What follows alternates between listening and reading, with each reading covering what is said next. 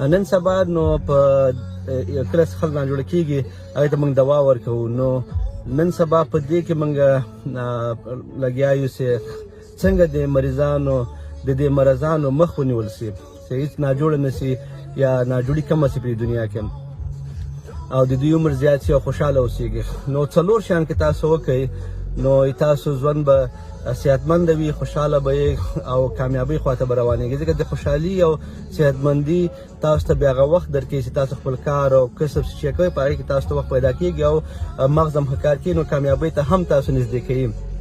نو هغه څلور شیان څه شی دي؟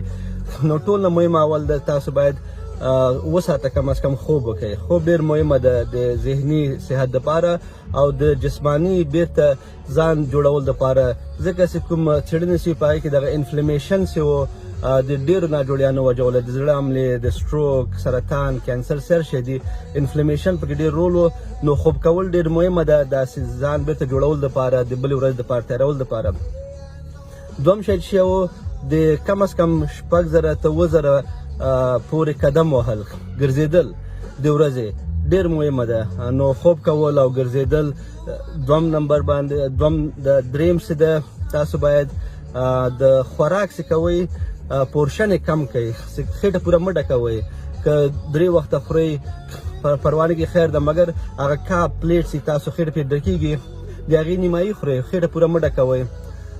نو اول چې مونږ ویلې چې خوب کول دي 7 ساعته کم از کم، دوم څه قدم وهل دي او درېمو چې هغه تاسو د خوراک هغه مقدار کمول دي، زیات خوراک مه کوئ.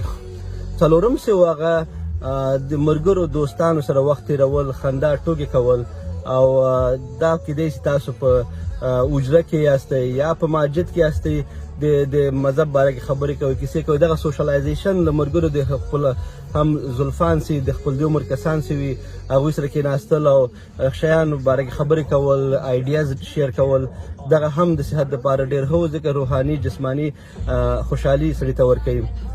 نو که تاسو دغه څلور شیان په ذهن کې وساتئ، تاسو عمر به زیات سي، ناجوړیانې به هم کمه سي، خوشحالیانې به هم زیاده سي او کامیابۍ سره به هم تاسو مخامخ سئ. کیدای سي ویډیو مو خوښه سوې نور ملګرو سره هم شریکه کړئ. خدای په امان.